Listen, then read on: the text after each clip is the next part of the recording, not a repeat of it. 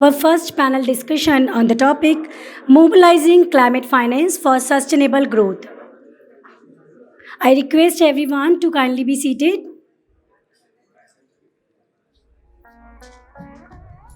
It's my privilege to invite on dais the panel of speakers Mr. Sunil T.S. Nair, Chief General Manager, Reserve Bank of India, Mr. Etienne Barel, Deputy Chief Executive, French Banking Federation, Mr. Rajiv Anand, Deputy Managing Director, Axis Bank, Ms. Neha Kumar, Head South Asia Programs, Climate Bonds Initiative, and our moderator for this session, Mr. Ajay Sirikonda, Partner and Leader, Financial Services, Risk Management, Ernst & Young. I request Mr. Ajay Sirikonda to initiate the discussion. Over to you, sir. Hello, everyone. Thanks for coming for this panel discussion and the distinguished panelists. It's a tall order to follow through the inaugural session with the panelists we had in the last session, but I'll make my best to keep it energizing and invigorating. So the topic we've chosen is on mobilizing climate finance for the sustainable growth, and we have panelists from the regulator, from the EU, French Banking Association, from banker Mr. Rajiv Anand and Neha, who represents policy think tanks like CBI. So today's discussion will be primarily focusing on climate finance, and as all of you know that India, if we have to go towards the net zero targets for 2070, the estimated financing which we need is around 160 billion every year going forward for the next 25 years. It's a tall order, and last year we only had a financing of close to 44 billion. So there's a significant financing gap available for climate finance initiatives in the market. And this discussion will focus on this topic in terms of what are the supply side dynamics, and from a finance availability perspective, and what are the demand side dynamics in terms of how corporates are approaching climate finance. The focus would be, and if you see any bank, the three aspects which banks are grappling with. One is the ESG aspect, which is their own activities, climate risk, which is seeing what are the kind of risks and opportunities emanating from climate risk as a topic, and sustainable and climate finance, which will be embedded into your lending and investment channels per se. So we will be seeing primarily on the climate finance and the implications of climate risk on this topic. So keeping risk as an initial topic, and the recent guidelines we have seen from RBI on draft disclosures on climate risk, and the green bonds initiative, and the green financing aspects. I'll first call first panelist, Mr. Nair, to comment upon and just give us some insights in terms of what are the key expectations from the draft paper for climate risk, and how are you expecting that to catalyze banks to start thinking about climate finance, and what could be the value addition which will happening in the banking system, sir? Yeah, audible? Yeah. Thank you, first of all, IBF, for inviting me for this particular event. Getting started straight away, I think I look at from the perspective of something called climate finance architecture. Like when we talk about this, and I'm not getting into the S and G part, I'm trying to focus on the E part. So when you talk of climate finance per se, I think the basic requirement is the climate finance architecture. And when you talk of climate finance architecture, I think there are 3-4 pillars there. Number one is the data part. And when we talk about the data part, it includes the quality, the integrity of the data, the comparability of data. First of all, I think availability of data, and if data is available, whether it's of the quality what you want, it's reliable and comparable. That's the first pillar. Second, I think it's very important to have globally comparable taxonomies. So yeah, that's the second pillar which I look at. Third, I think the need of hour is having a right kind of a disclosure framework in place. And fourth, if you look from a central banking perspective, I'm giving the perspective of a central banker, and what could be the expectation of regulated entities is to have some kind of a supervisory guidance in place, which kind of helps the regulated entities to kind of how to look at the climate risk aspect. So these would be the 4 pillars which I would kind of look at. So, and how it would help climate finance is having the right kind of data will kind of help the REs, when I'm saying REs, the banks, NBFCs, to have a sense of whether they are able to capture the information in terms of the emissions and stuff and all those. So data is a fundamental thing. Of course, the discussion paper which we have issued did not touch upon the data part, it touched upon other things, but I think data is a very fundamental and very elementary thing in this entire exercise. Unless you have the right kind of data, you can't take it forward.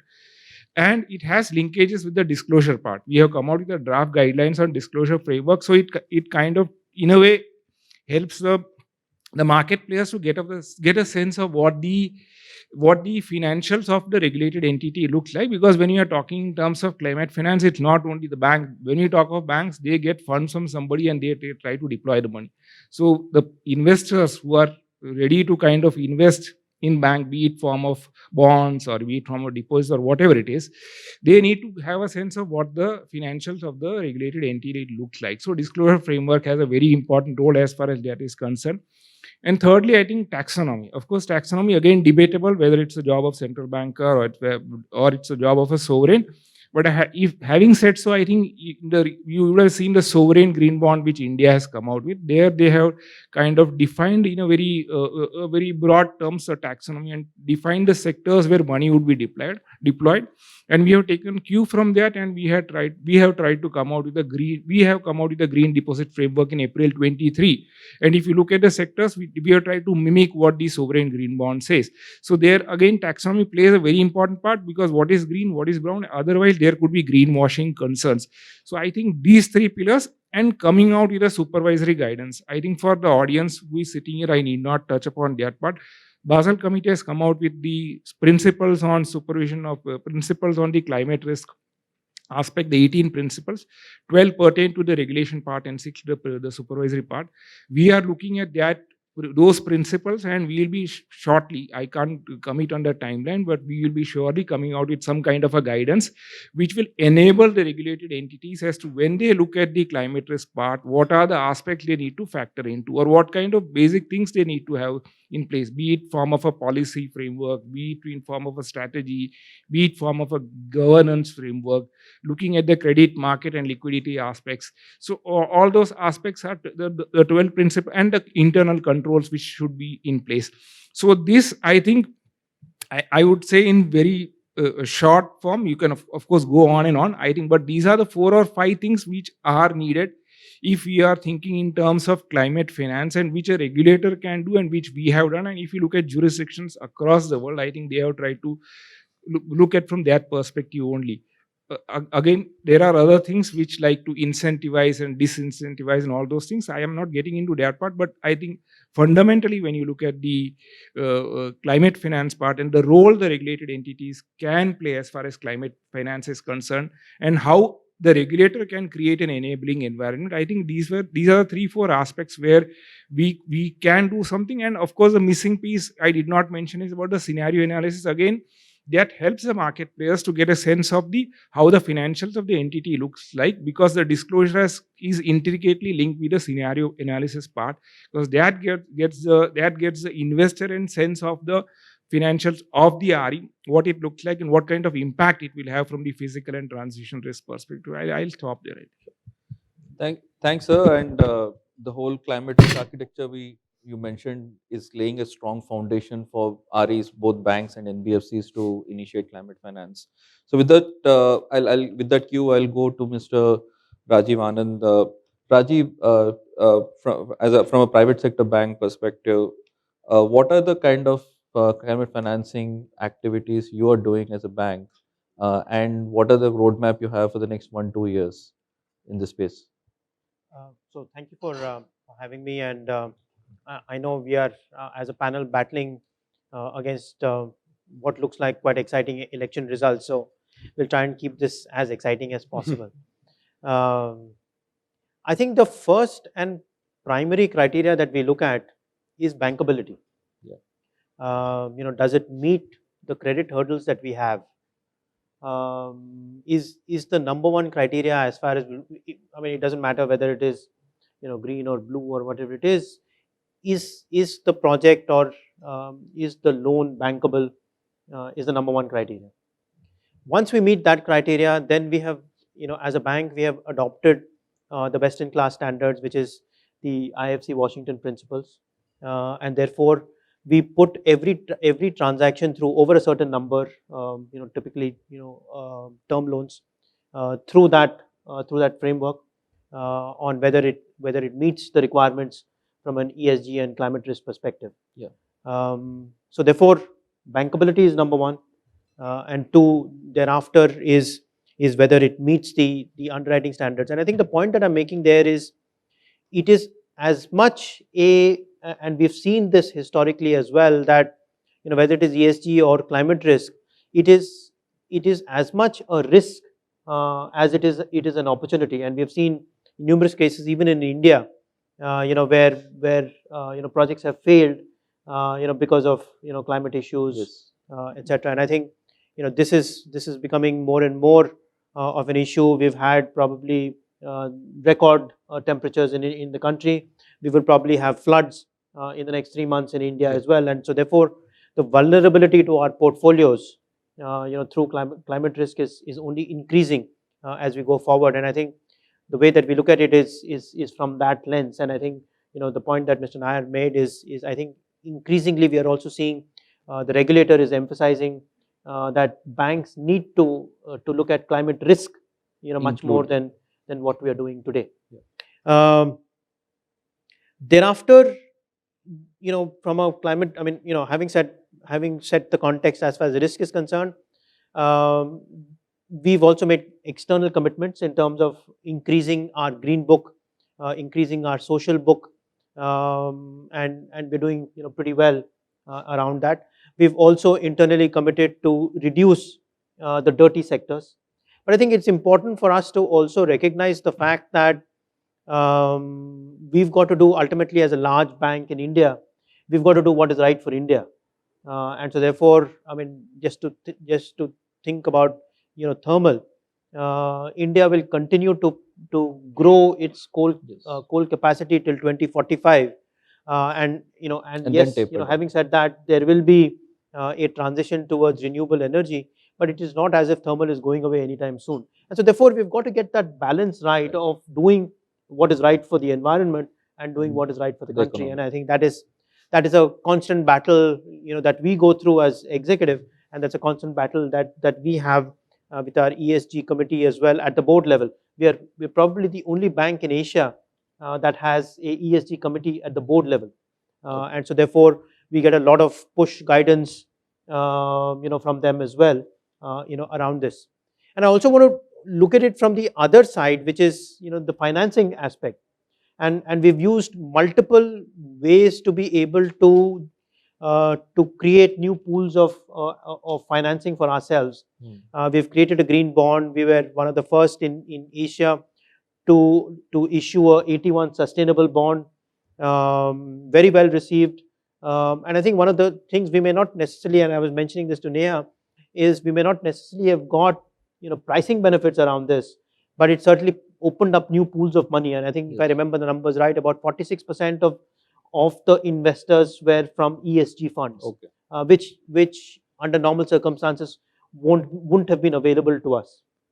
And I think there is technology risk at play as well. And so therefore what we are also looking at is hybrid finance overlaying guarantees.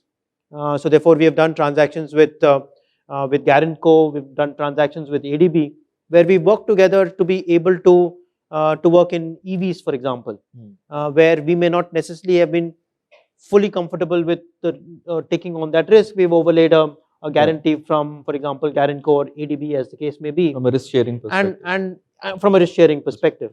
And I think that's a route that we will continue to take. There are numerous conversations that are happening at this point in time as well. But I think the fact we see this as an opportunity for us to widen and deepen the liability side of our business, and we see huge opportunities over the next 10 to 15 years on the asset side as well. No, I think it's great what the way things you mentioned about the kind of access to the funding side which you're getting, and I'm sure most of the banks here are thinking about it.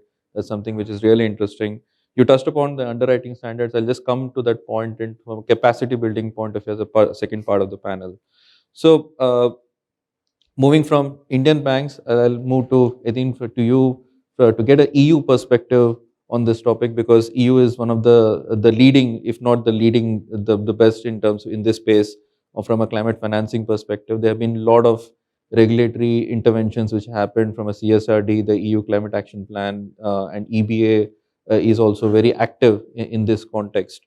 So if you can just give a flavor of what's the market out there in the EU region, what are the kind of regulatory interventions happening, both from a supply side of things for banking sector and from a demand perspective, because of aspects like CBAM. How are the demand drivers happening in that segment? And connected to that, given we are in India, CBAM is one thing which is a big topic of discussion for us, and I see Mr. Nair having a smile on his face right now. So how could that impact the Indian exporters coming into EU?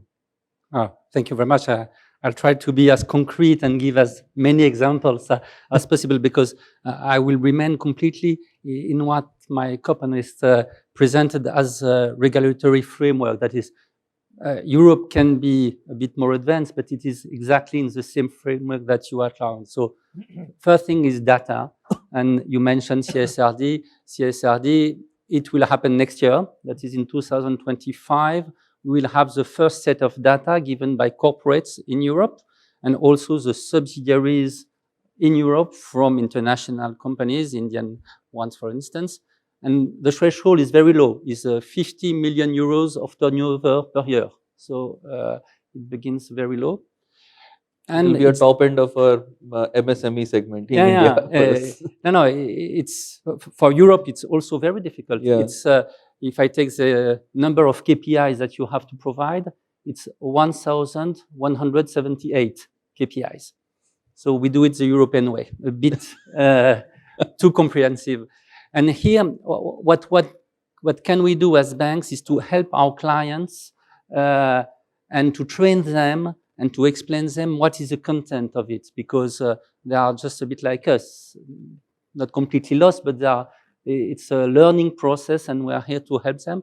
And what we've done as an association is to share all the questionnaires of our banks, to come to a unique one and to share it. So you have just to say it once to one banker, and it's widespread then among all the banking community. So that's about the data set, but here we will see next year what is the quality of the answers we get. The second is perhaps on what our supervisor is expecting from us. And here, in the Basel Endgame transposals, there have been some specific provisions given for the European banks, that is, that have to present a transition plan which will be agreed by the ECB. And if the ECB is not satisfied with this transition plan, it can alter the way of acting of the bank. That is, it can alter its business mix, its portfolio, exit some clients, and so on. So it's very hands-on. Very hands-on. The ECB can also has produced some guidelines, climate guidelines, and is not satisfied with the ways European banks are aligning with its guidelines. For instance, it has issued fines last week on 4 of the European banks to say, you did not comply with our guidelines. So it's quite a comprehensive and tough regulatory environment. But that said, we'd be more inclined to outline the positive side. That is what Mr. Anand just outlined for Axis Bank. That is, we are here to help our clients. We are here to finance the transition in an orderly way and not just stop exiting from brown financing just to finance green. It's just to help clients and all the clients to make this journey. And so I will take some examples here. We did stop financing coal. And you outlined that for India, it's not a solution.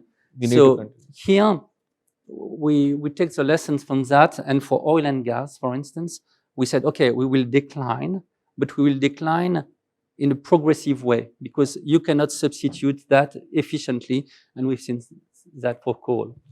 Another example is what we are doing with our teams. That is, we are training our teams with dedicated groups that can go and interact with clients to help them and guide them in this transition. We've set up low carbon transition groups, for instance, in the large banks, which used to be teams which were specialized in coal or oil and gas, and now are trained to take the clients to this new journey towards renewable energy. The client advocacy and client coverage and in client advice in order to guide them to make the proper investments. You've mentioned CBAN. It's really important because we as banks, we have a responsibility to help not only European clients, but international clients to still be able to serve our open economy, and so to finance investments overseas in order to align producers of production to have a less important carbon footprint. And so we as bank, French or European banks in India, are very much committed to help reduce this carbon footprint.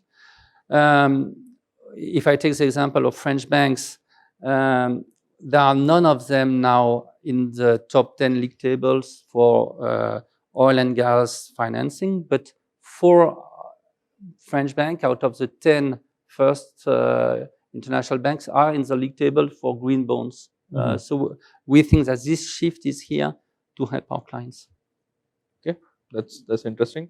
So given we are on the topic of global financing, I'll bring in Neha on this topic. So Neha, from a climate bonds perspective, you will have a bird's eye view in terms of how the overall financing market is going on in this topic. Can you just give us some insights? What has been the recent trends on the climate bond issuances? Which are the top bond issuers and which are the top borrowers by segments? Just to give this audience a flavor of what's happening in the market. Thank you, Ajay, and thank you, IBA, for this opportunity to be talking about ESG and climate risks and sustainable finance opportunities all at the same time. You mentioned that today is a very important day in the political future of India, definitely. But might I also say that it is also an important day for the new government, whichever government comes into the office, to really look at this issue very, very seriously. So before I just jump into the nitty-gritty of what the trends are, I just thought to take a step back and look at the macroeconomic and macro-financial numbers and figures, and I will do it in 3 or 4 ways. We have entered a 50-degree centigrade economy. We have. And it is unfortunate, but it has a host of economic and financial implications, right from the profitability of firms to productivity in different economic sectors, to really changing agricultural productivity and output. All of this means that the fundamental level at which economy is changing will have implications both in terms of risks and opportunities for real economy companies, and linked to that for their lenders and investors. True. So that is the first point that I wanted to make. The second point that I wanted to make was the big point that you mentioned, Ajay, was in terms of climate finance, in terms of sources of climate finance. Now, if you look at India, our savings ratio to GDP is generally around at 29 to 30%, right?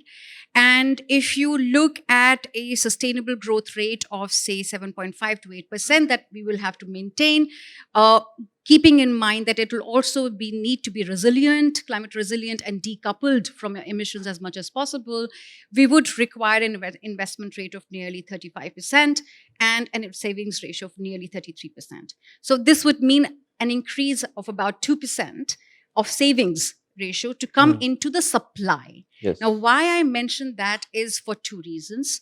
Now, it is a financial savings, and we are also assuming that savings ratio and the financial savings ratio also increases in tandem.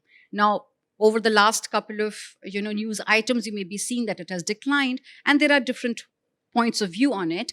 But I needed to make this point for a couple of reasons where banks are at the center.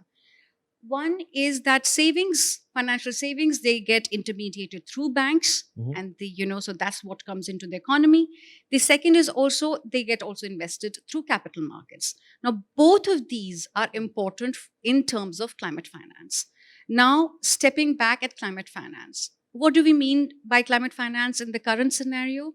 We look at mitigation investments or finance. We look at adaptation. Let's also look at private and public. Let's look at banking and capital markets. Let's look at domestic and international. On all of these counts, the flows are nearly 1/6 of the requirement that is required, right? So mitigation internationally. You're talking about India. I'm talking about globally. Globally, first of all.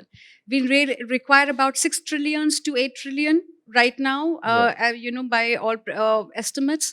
The flows are touching around $1 trillion. Majority of that is public. Majority of that is located in developed world. Majority of that is going to mitigation. Look at India. India, we have, you mentioned nearly a $200 billion requirement per annum for climate targets. We are at 1/4 of it right now. Majority of it, nearly 80% of it is from public sources. Majority of it is from domestic sources. And very, off late in renewable energy, in transport, now we are getting a capital market surge, which you see in terms of thematic debt, which is in the form of green bonds, pushing in some money for those assets and sectors where the risk perception or risk familiarization has increased, right? Which is the utility scale RE or transport. These are the two main sectors. And now let me bring back the banking sector in the middle of it.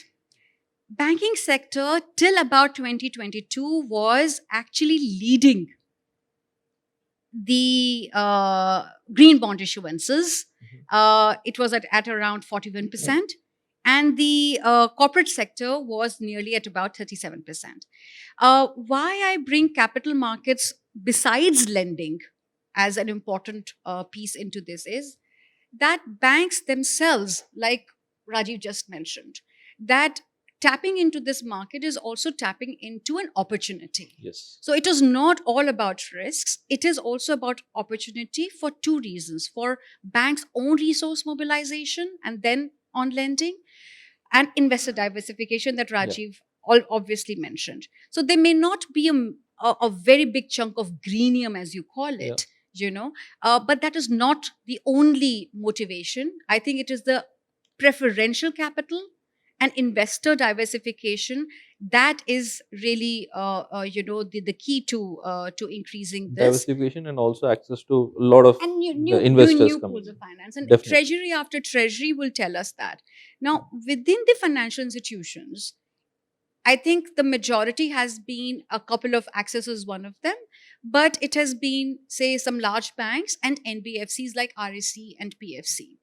And so what we really need to see is more banks tapping that source of thing to also reduce its own sector exposure, right? Because this is extremely important. The other part, very quickly, I will just say that this is the part of our forthcoming research. We saw that in 22-23, nearly 63.4% of bank loans are in the maturity of 3 to 4 years.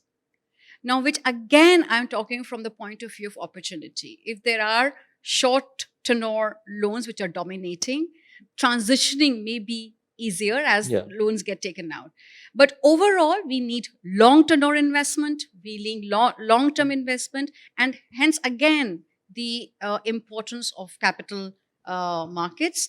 We are right now at 41.6 billion green bond issuances in India, social, sustainable included. Banks are going into sustainable also, but I think they have to also look at green much more. Mm. The final point in this round I'll make is that transition risk or transition opportunities all about planning, and I think hence the RBI circular makes a point of this. Transition plans, it doesn't really elaborate in terms of what you need to do, but it gives you that if you have transition plan, say it. I think transition plan will be an enabling Factor. mechanism for banks to enter this, not only to realign their portfolios, but to actually create opportunities for themselves through their products and through the capital markets. The point you mentioned on transition plan is very important because a lot of banks started off doing setting up their net zero targets and their own transition plans. But doing a transition plan for your lending book, that's a mammoth and a complicated task. How do you identify the transition pathways for in different industries, and how do you do that? That's something which most of the banks are grappling with, and it's a very important point you make. So coming from the topic, so we covered the first part of the thing just to get a lay of land. Now, as a second part of the discussion, let's focus on what are the policy interventions, what are the regulatory interventions which could help accelerate the growth. So I'll first go to you, Rajiv, from your perspective as a banker. What are the various policy interventions or regulatory interventions which you would look out for as a banker to see how we can accelerate the demand as well as the supply of climate finance? I think that's a very important question. Apart from the points that both the gentlemen made about data taxonomy, greenwashing, etc. I think that is super critical as we go forward. I think if you look at it from a sectoral perspective, and I speak from an Indian perspective, one is if you look at what NHI has done, with HAM projects, or NTPC SECI, standing as a counterparty for renewable projects, and I think governmental intervention of that nature into the whole climate finance structure, I think will certainly help. Second is it possible for ECLGS like guarantees, from the government on some of the evolving technologies, which may not necessarily be bankable. Yes, you could always argue that there are other pools of money, venture capital, venture debt, private equity, etc. But bankability of some of these is questionable because of the evolving technologies, and therefore, in some of these, is it possible to bring in ECLGS like structures? And while we wait for structures of that nature, banks like us, like I mentioned, are working through hybrid finance, working with other multilateral agencies who combining various risks, who can share the risk. But I think getting government in as well is important. And I think to the point that Neha made is I think if the government is going to supercharge their investments into this space, you'll automatically see more opportunities, and therefore you will see more need for finance, and therefore you'll get better sponsors coming in as well, and I think that will then build a virtuous cycle as we go forward. One of the things that I had spoken some time ago was about contemporizing priority sector lending as well, to include it could be all sustainable now, renewable as well. I think some work has been done around that. Mr. Nair, some more work around this will certainly help banks. Perfect. So on that topic, Etienne, I'll come to you. What have been some good interventions in your experience in EU and maybe in other jurisdictions, which we can look to adopt to accelerate climate finance in India? Well, the point about bankability of a project is key. And in France, there has been an initiative to grant state guarantee for some specific transition loans. And I will take an example. Nair, you mentioned the fact that the average duration of loan is 4 to 5 years. Here it's a specific loan for 8 years, so it's a bit longer, with 4 times deferral on capital reimbursements. So you have a free period of 4 years. It's 80% state guarantee, so the risk is shared between the bank, which is good, and the state, 20/80. And the final interest rates, it goes for the clients, it's between 4% and 5%. So it's still Much aligned with effective. market practices. So this has been launched in France, and it's doing well. What are the segments which segments of customers who get Segments this of customers is beginning at SMEs Okay. and until large corporates. But it's a widespread tool. The question is, what does it cover exactly? And in France, we decided it won't cover only taxonomy. So we enter into the greenwashing pitfall, but we prefer to have a larger extent than purely taxonomy because we think that it's a bit too narrow. So it was decided to make it a bit broader. So this is on the lending side. On the saving side, France is well known in Europe for the regulated savings. We love to regulate savings and try to channel savings with a very interventionist way of doing things. So we have a specific savings account which is channeled and towards ESG. My own perception is that it's good for pedagogical reasons, but we don't lack money, in fact. The issue is not to have more savings dedicated with specific channels for that, because we think that every project can be financed. We think it's not on the saving side that we can still make some progress. We think that it's useful because it widespreads the idea that everyone has to participate, everyone has to be trained for that. But I think that what has been outlined on the role of capital markets, on private investments, on equity on that, is a bit more efficient than just channeling savings accounts. Both on the lending and the saving side, is there a requirement for end-use assessment, impact assessment per se?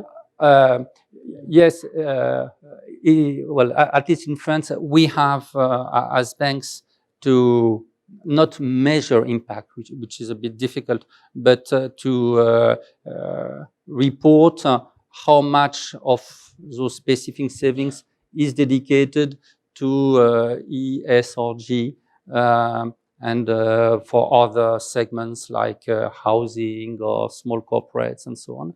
So yes, we have to do this reporting. The measurement of impact is very difficult, to be honest. And so I'll be very humble on that. Okay. So we do have something similar in India, like for example, there's been a recent program on rooftop solar as a subsidy mechanism which the government is providing. It's more of a subsidy mechanism. On the affordable housing, it's a credit interest subvention which is happening. So some of these similar initiatives have been coming. It's a mix of credit guarantee come interest subvention. But to Rajiv's point, I think we need a lot more on the MSME and the corporate segment to catalyze the climate finance in that sense. Perhaps just if I may take what yesterday the governor presented to us on what was done during COVID to help the Indian economy to go through this crisis. And with final figures of defaults, which were very low, in fact. Here, I'm confident that projects that seems to be not that bankable will, in fact, go through, and the final default rate will be quite low as well. So I think that it's an efficient way to have a good catalyst and to make it much more at scale with a final cost for the economy, which is not that high. Okay. And there's probably a follow-up question on that, Dean. If we need to increase a fund flow, financing flow from EU or France into India, what are the things you guys will be expecting? And I'm sure a lot of bankers would also be keen to hear that. to be honest, in Europe, we are complaining about the fact that the savings are going outside Europe to finance decarbonization in the US, in Asia, in India. So the first, because the growth rate here is between 7 and 8%, in France is 1%, and we are very happy with 1%. So the problem is that our savers and our investors are not silly. They see, well, growth is not here in France or in Europe. We have to put our money overseas.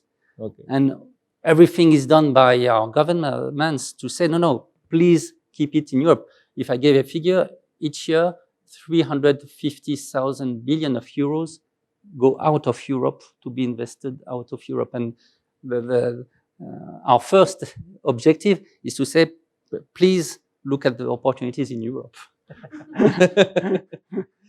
Interesting.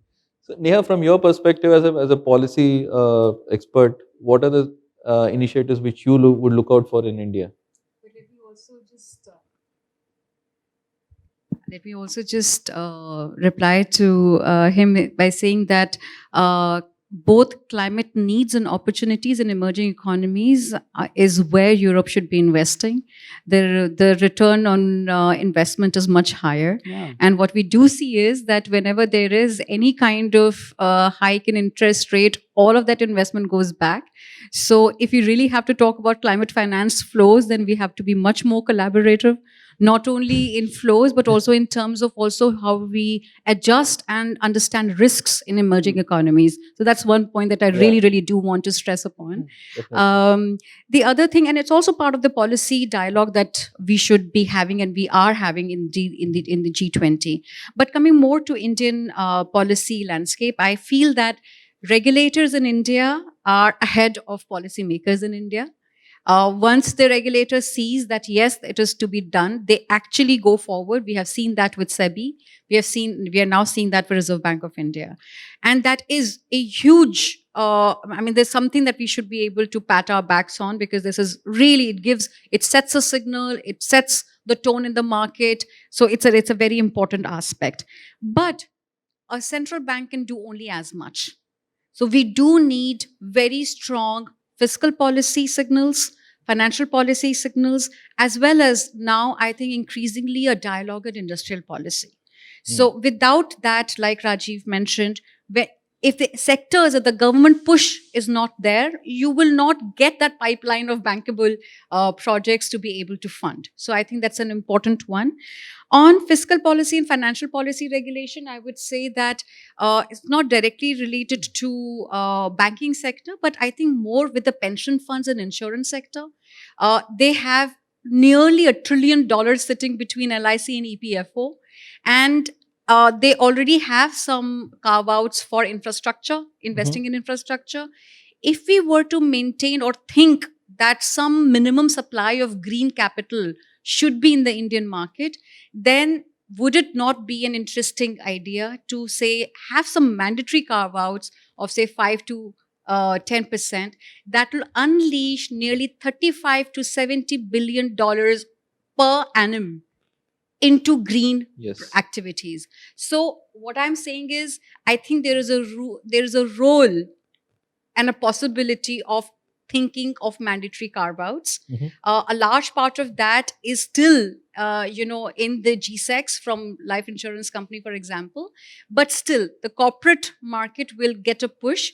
And on the back of that minimum supply, you can actually create a lot of demand in the domestic market. So I would say that international monies flowing in is something that needs to be scaled up. But unlocking domestic markets, both in lending and in investment, is absolutely key. And I would simply say that the other 2 points on policy front, more coherence between, say, regulators. Right now, Mr. Nair talked about the data constraints. The data coming out from financial or regulated entity can be only as good as the data it receives from its counterparties.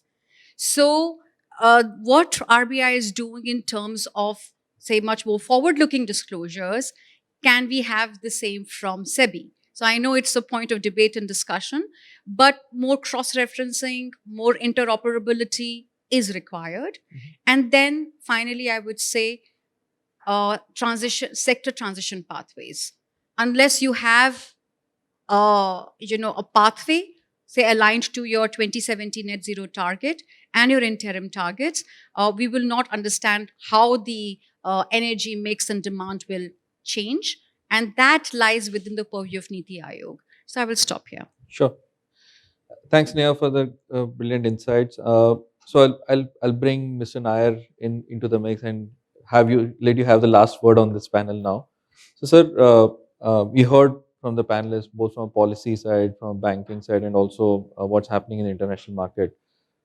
What will be your expectations back to the regulated entities to accelerate climate finance? And given it's an IBA conference, I'll also point out what would be expectation from IBA to coordinate some of these initiatives? I think the first part of it is, of course, those who read the discussion paper are aware that capacity building is an issue which we had flagged in that paper, and we expected IBA to take a lead there. They have been doing that. And incidentally, I would mention that Indian Institute of Banking Finance has launched some course whereby they have tried to encourage bankers to kind of enroll for that course and kind of get a sense of what this climate topic is all about. Now, coming to the expectation from REs, I think it's high time that culture gets inculcated within the bank itself, and that essentially comes from the top. So unless it flows from the top, that you have culturally kind of ingrained that climate is an aspect which we needs to be factor into whenever I look at anything. Meaning, when I look at a credit or investment proposal, I need to wear the climate lens and start looking at the climate part, whether we like it or not. And there, I think we need not wait for the regulators or the supervisors to kick in, because as Neha pointed out or Rajiv pointed out, that temperatures are soaring, rainfalls, the way the weather is behaving, whether we like it or not, it's going to have an impact on the financials of the REs. So it's high time they start looking at that look at from that perspective, wearing the climate lens, be it credit or be it the investment proposal part.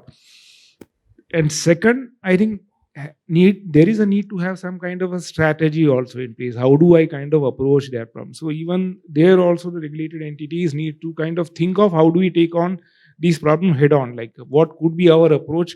It could be some identified sectors, but I leave it to the respective RE to kind of take a call on that.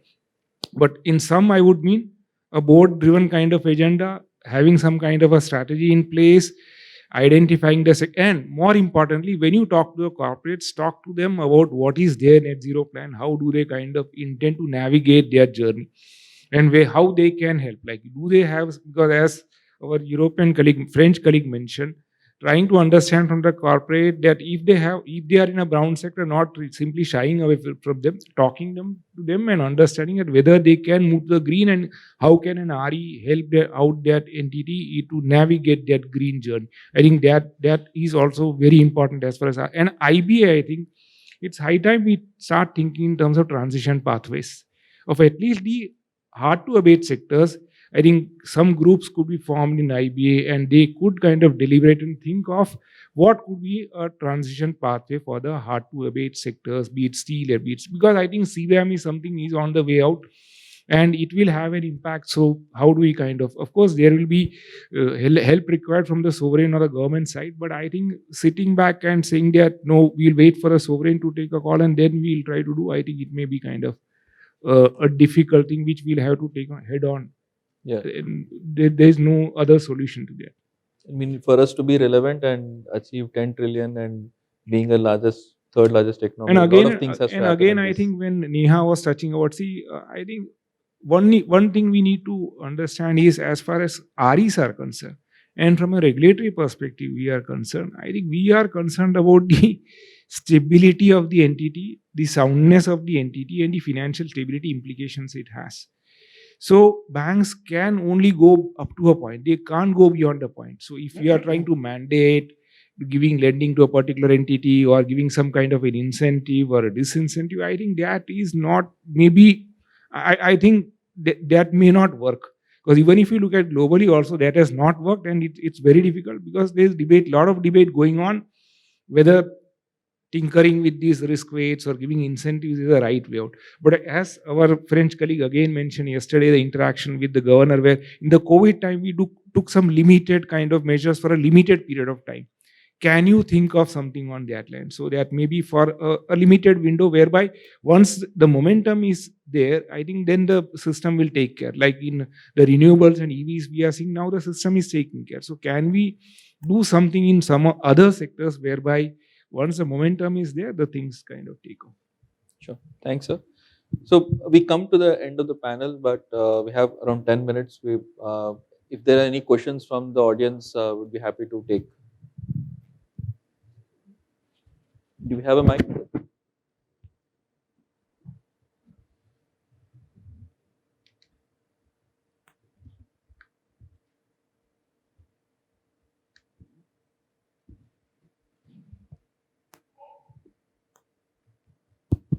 So thank you very much, sir, for the wonderful session. I have 3 questions. The first question is to Mr. Nair. Sir, as far as metrics and targets are concerned, so which metric and targets actually do you suggest, and which sort of like framework to follow at the portfolio level for the banks? And whether actually the net zero is something which is one of the expectation from each of the entities to announce for? This is one question to Mr. Nair. Next question to Mr. Barel. You talked about like dedicated team and then guiding the clients. So how does that framework actually work? And who funds these teams? Who organizes these teams? So this is the second question. And the third question is to Mr. Rajiv Anand. And he talked about like increasing your green book and then sort of like minimizing the dirty book, maybe the coal and oil and gas. So how do you do it? Whether means you build in your policies or whether you have already built in. So any guidance on that, sir? So these are the 3 questions. Thank you very much. As far as I think metrics and targets is concerned, we have not given any specific indicators there. And I think as of now, I will not comment on that because it's a draft discussion paper, draft guideline. We have got responses, we are going through it, but it's an open-ended kind of time. I think we are not given any prescriptions there as to what could be the metrics which could be adopted. And we are not going to get into that kind of minute kind of things. We are not going to give a rule base or a kind of very prescriptive kind of thing. So that will be left open-ended. So I'll stop there and I will not go beyond that because I cannot open up on things which are still under deliberation. Second question, I think, what was it? Net zero target for banks. I think that is left to the bank. We are not going to give any kind of prescription as to what could be the net zero target internally as far as banks are concerned. We are not going to get into that. And globally also, if you see in a similar guidelines, there's no specific target the regulator has put out from a net zero perspective. And metrics and targets has been evolving over a period of time, be it in terms of financed emissions, be it in terms of climate risk disclosures, etc. So that's something which is worthwhile looking at it. Etienne, to you, the next question. Yeah, your question was specifically how do banks with clients fix the targets, or what was it exactly? So it was regarding, like you mentioned, about the dedicated teams, and then these teams actually they guide the clients in their transition pathways and all.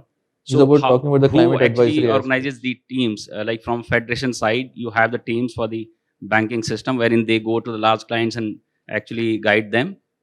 Or is it like banks themselves, they have the teams and then they do it? Oh, the teams are within the banks. That is that I'll take an example of a large international bank, BNP Paribas. The low carbon transition team is approximately 200 FTEs located in various cities. It's not only in one part.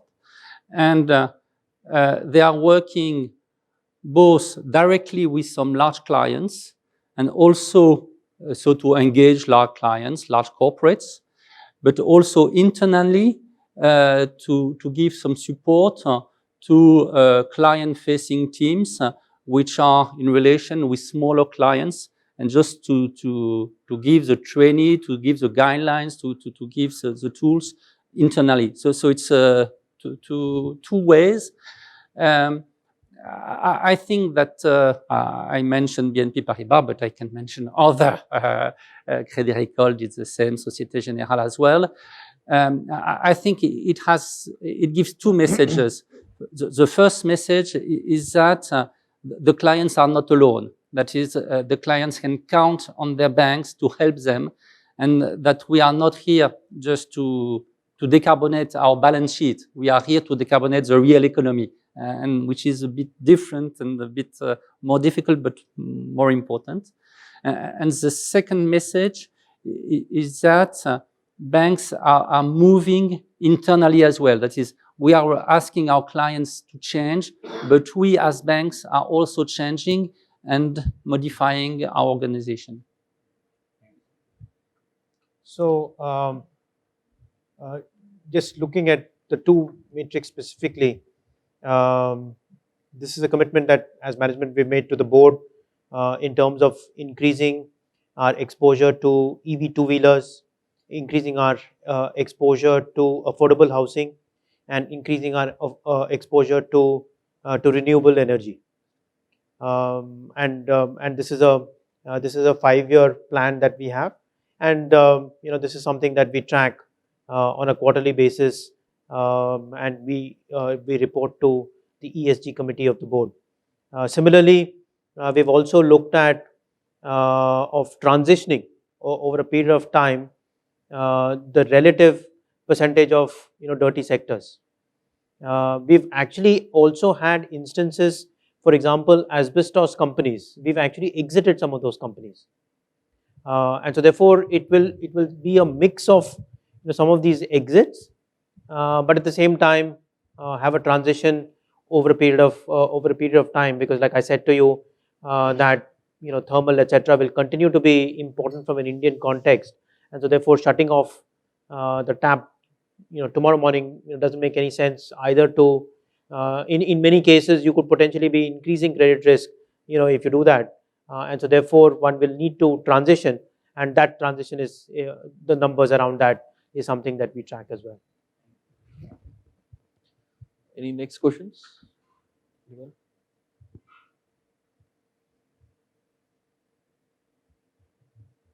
There's a question there. Good morning, sir. My question is that to Nair, sir.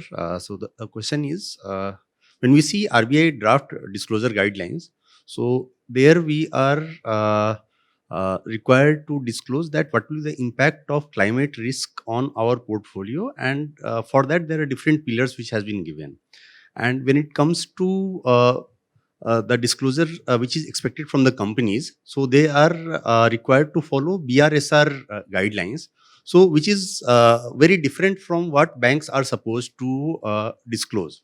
Now, unless the disclosure is comparable, so for the banks what is expected, the same kind of disclosures are also expected from companies, so then only banks will be in a good position to understand the risk to their portfolio and to disclose.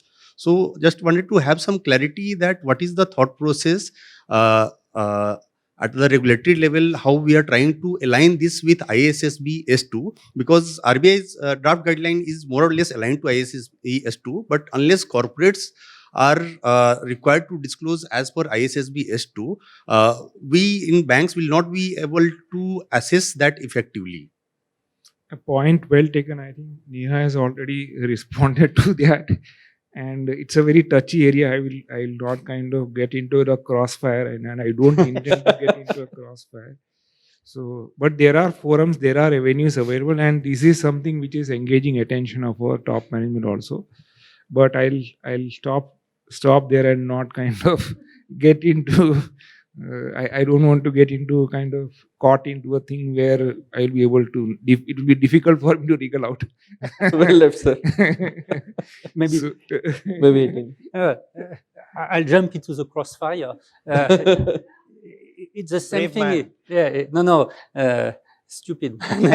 It's the same thing in Europe. Just to say that it's not because we have CSRD. It's not because we are a bit more advanced compared to ISSB with EFRAG, ESRS standards, that we don't have this problem of misalignment between the requirements of our supervisor and the guidelines of EBA, to be very specific, and what the companies will provide us. And for instance, the question of what is material, what is not material, is not defined the same way if you are a corporate and if you are a bank. So this question of misalignment of requirements is also as complex as in India, in Europe. Great. Any other last question? Anyone? Okay. So with that, we conclude the panel discussion and really enjoyed that. And thank you for all for being a patient listener on this. Thank you. Thank you. Okay. Thank you all for the engaging and insightful discussion on the topic. May I request all dignitaries on the dais to stay back for a group photograph, please?